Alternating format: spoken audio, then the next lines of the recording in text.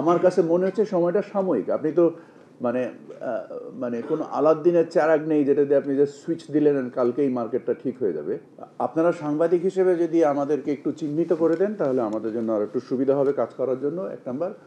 আর দুই নাম্বার হচ্ছে যে আমাদের জানা মতে অফকোর্স আমাদের আবহাওয়াগত কারণ, বন্যা এবং বিভিন্ন পরিস্থিতির কারণে হয়তো বা মানে একটা মনে হচ্ছে, বাট আমাদের নিজস্ব তথ্য উপাত্ত বলছে যে আমাদের চালের কোনো ঘাটতি নেই, আমাদের সরকারি মজুদের কোনো ঘাটতি নেই।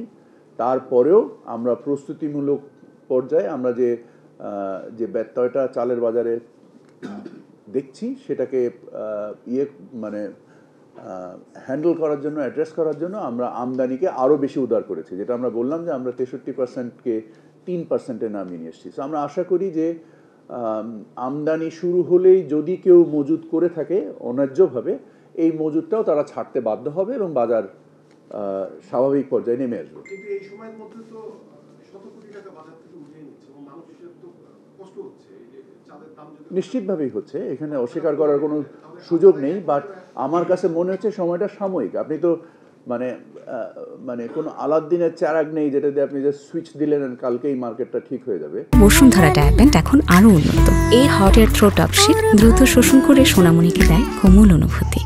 আমরা আমাদের প্রায় 50 লক্ষ পরিবারের যে একটা মানে খাদ্য মন্ত্রণালয় থেকে যে 30 কেজি চাল দেওয়ার যে কাজটা চলে, টিসিবি যে চাল বিক্রি করে, এগুলোকে আমরা পূর্ণ মাত্রায় ব্যবহার করছি। আমরা এই চাল সরবরাহ বাজারে বাড়িয়েছি। আমাদের কৃষি মন্ত্রণালয় যে ওএমএস পরিকল্পনা করে এবং এই 50 লক্ষ পরিবারকে যে চাল সরবরাহ করা হয় খুবই কম দামে। অ্যাট দ্য সেম টাইম টিসিবিও তার চাল কার্যক্রম শুরু করেছে, যেটা আমরা 63 লক্ষ টিসিবি স্মার্ট কার্ডধারী যারা আছেন তাদেরকে টিসিবিও আমার ধারণা এই সপ্তাহ থেকেই চাল দেওয়া শুরু করে দেবে। উপদেষ্টা, টিসিবি এটা আমরা এতদিন জানতাম যে 1 কোটি পরিবারকে দেওয়া হতো, আপনারা 50 লাখে আসছেন, এটা কি কারণ? আমরা 50 লাখে না, আমরা 63 লাখে এসেছি।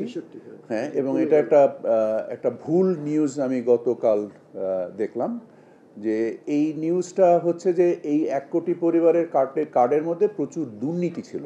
একই পরিবারে একাধিক কার্ড ছিল, একই আইডিতে, মানে আমাদের যে ন্যাশনাল আইডি একটা মনে হয় 13 ডিজিট আর একটা 17 ডিজিট, এই ব্যবহার করে এটাকে দুর্বৃত্তায়নের মাধ্যমে এই কাজটা করেছে। সো আমরা যে কথাটা বলা হচ্ছে যে এই যে সংখ্যক লোক বাদ পড়েছে, এগুলো হচ্ছে এরা কেউই বাদ পড়েনি। যারা ছিল, যারা সঠিক প্রাপক তাদেরকে কাছে পাঠানো হচ্ছে। যারা বেঠিক ছিল, যা ডুপ্লিকেশন ছিল, তাদেরকে বাদ দেওয়া হয়েছে। সো এখানে এমন না যে কোনো সংখ্যাকে কাউকে একটাও কমানো হয়েছে, বরং যেটা আমি বলেছি যে এই যে কমানো, মানে এই যে কমেছে, এই যে ডুপ্লিকেশনের ফলে যে প্রায় 37 লক্ষ কমেছে, আমরা আরও 37 লক্ষ বাড়াতে চাই। এবং আমরা আমাদের স্বচ্ছতা আনার ফলে, আমাদের ক্রয়ও স্বচ্ছতা এবং বিপণনেও স্বচ্ছতার মাধ্যমে যদি এটা 1 কোটি থেকেও বৃদ্ধি করা সম্ভব, আমরা সেটাও করব।